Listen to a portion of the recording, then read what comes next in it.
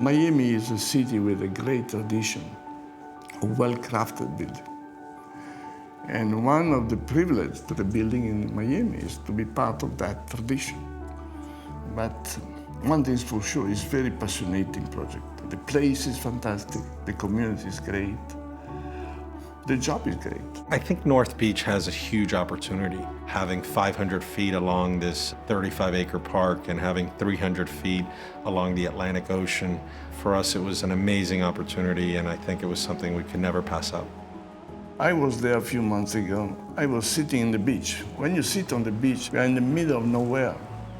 You're in the middle of Miami, but you feel like on a little island, lost. It's fantastic.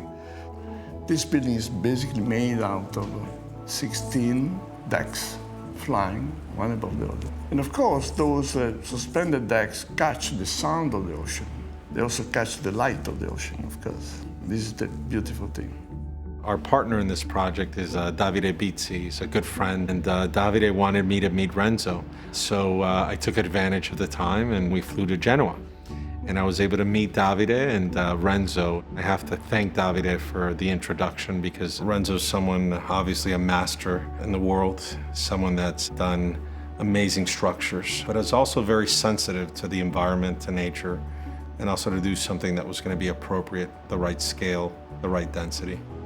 You have both dimensions. You have the dimension of nature, you have Calling Avenue, you have street, you have activity, and in between you have a park. And we are flying above that park. We love bringing architects from all over the world to come to Miami. You know, our job is to give them kind of the roots. Today, it's all about design, differentiating yourself from all the other buildings. But the team that's been put together by Bizzi and David Martin on the design side is a world-class team, #1 in every category. The project is a very beautiful project because it is a building surrounded by green. At the southern part there is a larger park. People walk in the garden, there's a path system. So it has a sort of orchard, pure nature potential as well. West State and Renzo created this private park, which is around 1.5 acres to the north of the building. So in essence, you have a private park to the north and a public park to the south. So for me, how this forest from public to private and how it's connected through the lobby of the building is something very special that I think is unique in Miami.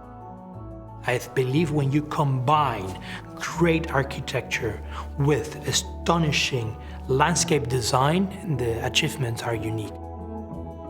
Sometimes, it's not always the case, but a good design is an almost no design. Here, the context was really the center point. What we try to do is to go to the essential. You are part of the landscape. How can we be more and more in relation with the outside? The materiality of the project was inspired by elements we find locally, simply designed, looking for almost kind of purity. Craftsmanship is one of the essential qualities of architecture. Because you know, the quality of architecture, of course, is about poetry, is about the beauty, but it's also about construction. A good building is also well done.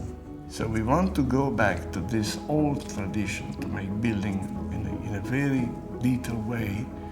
The language we want to use, the language of lightness, this sense of lack of gravity in some way. I know that it's a bit mad, but fighting against gravity is mad. But it's quite interesting because it gives you something that has a kind of a poetic presence. It's not arrogant, it's not possessive, it's not selfish. It's something that is more open. We tend to know what people want because we work with buyers all the time, and we're building a project where we know that is going to sell very well because we're building something that people want to live in. I don't think I've ever seen a building that had terraces as a proportion to the building as large. The living space in this building is a combination of interior space and exterior space. And the way we've done it is the outside becomes part of the inside. It becomes one.